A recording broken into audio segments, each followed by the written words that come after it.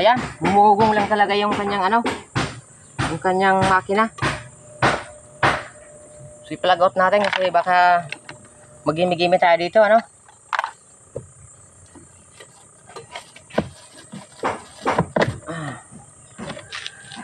So ayan mga kasumpay buhay, umuugong lang yung kanyang washing machine pero umaandar yung kanyang dryer, ano. Ipaliliwanag ko lang sa inyo na yung kanyang starting capacitor, dalawa to, bali apat yung linya nito. Itong dalawang linyang ito na magkasama, tig-isa to sa dryer tsaka sa washing, ano. So itong itim at pula na ating wire na nahawakan ngayon, ito yung sa washing. Ito namang gray at yellow, dito to sa dryer. So itong washing machine, itong capacitor na to mga kasumpay buhay, ano to, hati ito sa gitna. Kalahati nito sa dryer, kalahati sa washing. So dito pa lang, kahit hindi natin i-test o gamitin ng tester itong ating starting capacitor, 100% na sira ito, ano. Kasi kumbaga sa tao, binata at dalaga ay buntis. Ayan, oh, buntis na. Kita mo, oh, lumubo na. Ayan, para manganganak na yata ito, eh, oh. Tingnan mo, oh, lumubo na, ano. Lubong-lubo na yung kanyang capacitor, kaya ayaw na siyang umandar. So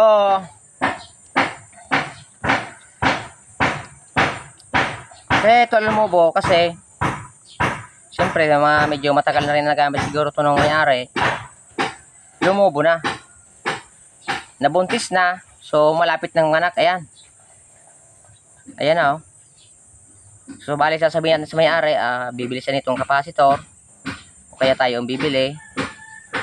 Pwede naman na isa lang, pwedeng double. Ayan, biyak na siya.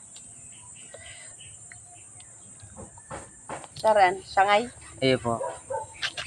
So ayan na mga kasumpay buhay, bali isusumpay buhay natin to dito para matesting natin kung totoo ba yung sinasabi natin na sira yung kanyang capacitor, ano. So simple lang gagawin natin. Tanggalin muna natin yung linya niya papunta doon sa kanyang motor ng washing machine, ano. Tatanggalin natin yan dito. So ayan, so, yung tinatanggal natin dapat itatabi natin para mabalik natin si dati. Mga kargang ka-TV. Yan, Kamu ayan. santo yun niya, may peri ka. Tidak pa kay Ray ya. Hindi sabi, may peri ka. Amo nga ni, pere ka kuno dago. Ay, iya. O, padara na sila nagudi ka, kanina. Ganyan. Ito yung dalawang linya niya ng capacitor nung ano, ng washing. Ano? Yan, makikita niyo naman yan diyan kasi itong itim at pula dito sa maliit. Yung gray at yellow dito naman sa malaki. Yung nabuntis na malapit ng mga anak, ano? Nandito nakalinya yan. Tanggalin na natin to. Kasi baka mapaya tayo, babili natin ng capacitor tapos hindi umandar. Nako, madadali tayo na mayari nito. Tuloy na natin yan. Tapos check natin ng mabuti kung doon pa talaga sa linya ng makina nung ano. Baka maputol natin yung sa dryer.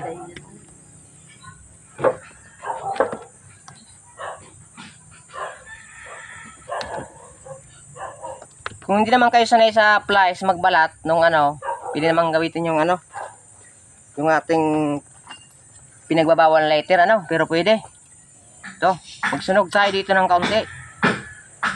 Yan, panutin nyo lang ng ganyan. Yan, mas madali magbalat ng ganyan.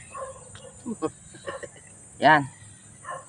Ito naman capacitor mga kasumpay buhay, wala naman tong positive negative, basta tama lang yung linyang ikakabit mo, yung sa washing at saka sa dryer.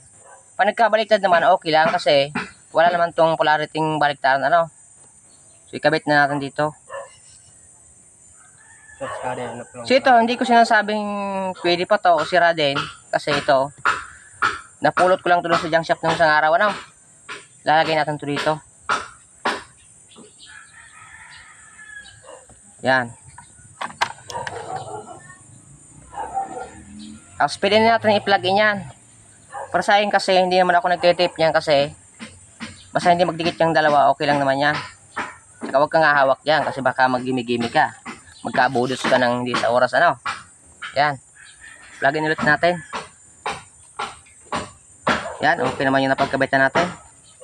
Plug in natin.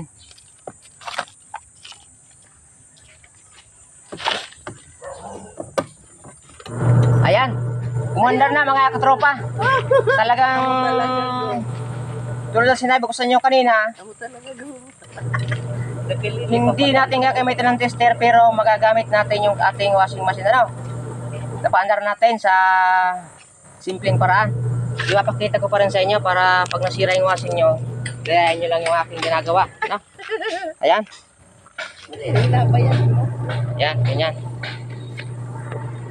Dito pa yung isang tuturo ko sa inyo. Pero bago kayo magsubok nito, dapat talagang bihasa kayo, no? Hasain nyo muna. Ito, ha. Yung washing machine nyo, pagka kinargahan nyo ng tubig or damit na ayaw nang gumalaw, ibig sabihin, may diferensya pa yung washing machine nyo. Pero pagka hindi niya sa mapigilan dito, pag hinawakan mong ganyan, ibig sabihin, malakas pa yung washing, ano? So, pipigilan natin. Pero wag nating sasalubungin kasi baka magsalo-salubong ang ating mga kamay, ano? Ayan. Ayan. Ganyan, hindi mo pa yung kayang pigilan kasi okay na okay pa yan. Ayan, oh. Oh. Ibig sabihin, kahit lagyan mo yun ng mga 2 timbang tubig at saka 1 timbang damit, okay na okay yan. So, ayan, mga sumpay buhay. Nakakuha na naman tayo ng sumpay buhay sa ating pangaraw-araw na buhay, ano?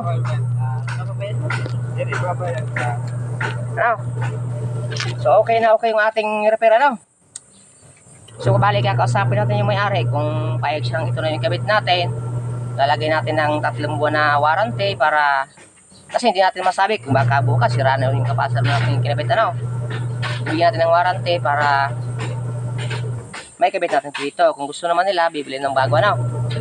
Siyempre, pag bumili tayong bago, alam naman nating mga teknisya na ang bagong pyesa wala nang warranty. Pag buong unit lang ang may warranty, ano. So, ayan. Salamat sa inyo mga kasumpay buhay. Pakilig at pag-share ng ating video para marami makapanood at magmarami ang ating mga subscribers, ano. Salamat sa inyo. Ingat kayo palagi. God bless you.